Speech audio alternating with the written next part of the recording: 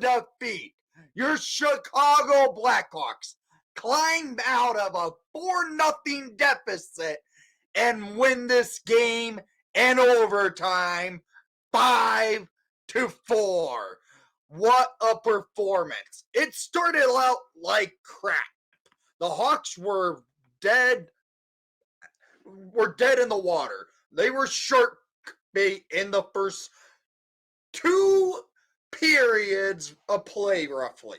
But they climb out of it, the depths of the sea, and come in and beat the San Jose Sharks in overtime.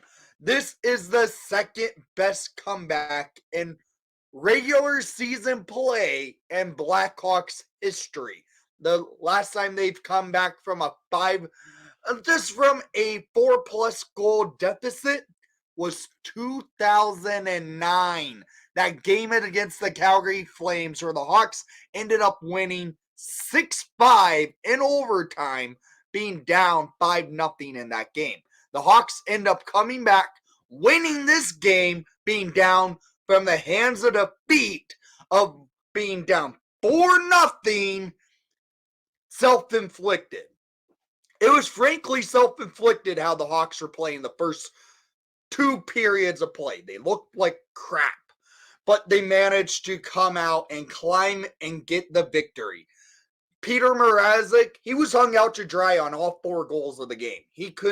It was not his fault. He played well, and he managed to get the victory. But let's get to the stats of the game. At one point, the Sharks outshot the Hawks 14-2 when they had a 2-0 lead. But that was in the first period of play where the Hawks managed to kind of even out the shots, but it was 9-15 in favor for the San Jose Sharks in the first period. Second period, 14-10 in favor for your Chicago Blackhawks. And in the third period, 7-5 in favor for the Chicago Blackhawks. And in overtime, 1-0, the dagger in the Sharks, and we get the victory. Total shots on goal, 31-30 in favor for your Chicago Blackhawks. The penalty kill tonight, not so good. 2 for 4 was the Blackhawks penalty kill. Not good night on the PK. The Hawks power play 0 for 2, even though 2 of our goals that we did score came via the delayed penalty. So we kind of had an extra attacker, not so much. But this was a game where the Hawks looked like crap out of the gates. They didn't do anything to build, but they found a spark by the blender. Luke Richardson went to the Coach Q system of coaching of putting the lines in a blender and come out with something. And it worked. The Hawks did the line blendering, and we managed to get this victory. So let's get to the goals of the game, shall we? In the first period, as I said, it was San Jose, and it came by one player in the first period alone. 3 minutes and 53 seconds into the first period, on a power play, Thomas Bordeleau scores his 5th of the season, first of the night, assisted by Zetterlund and Anderson to make it a 1-0 Sharks lead 3 minutes and 53 seconds into the game. And then shortly later at 10:17, Thomas Bordeleau again, his 6th of the season, 2nd of the night, assisted by Blackhawk legend Josh Bailey and Nico Sturm to make it a 2-0 game for the San Jose Sharks. Midway through the first period, the Hawks were dead in the water. San Jose was taking advantage, outshooting the Hawks 14-2 at this point in the play. Hawks then started to find a little bit of spark. Didn't do much with it, but we go to the second period, down by 2.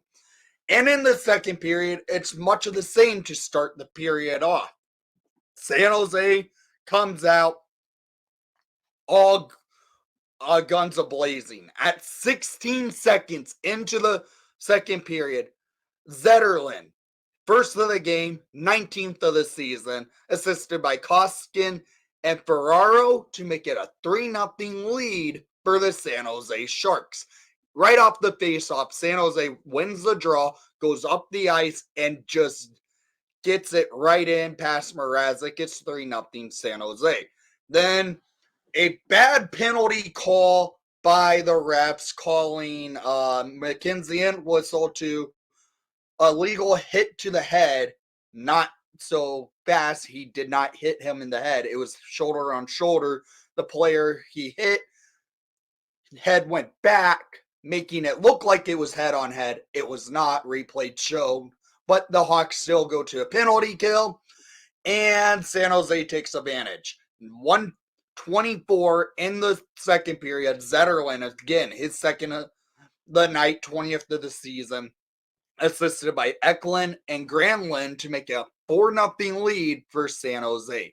Just a matter of 1 minute and 24 seconds into the second period of play, the Hawks are down by 4. But the blender has been started. The Hawks change up the lines, moving players around. Dickinson, Foligno, and Bedard on the same line now. Then you had a line of Athanasiou, Kurashev, and Reichel, which was a great line last year. And it did show some momentum sparks this game. And then a line of Tyler Johnson, Ryan Donato, and Joey Anderson, which looked really good because it sparks the Hawks. The Hawks start moving the puck well, and they get their opportunities off. And well, at 6:45 in the second period, scored by number 8, Ryan Donato. His 11th of the season, assisted by number 11, Taylor Radish, and number 90, Tyler Johnson, to get the Hawks on the board. Hawks down by 3 now, but momentum starts to build.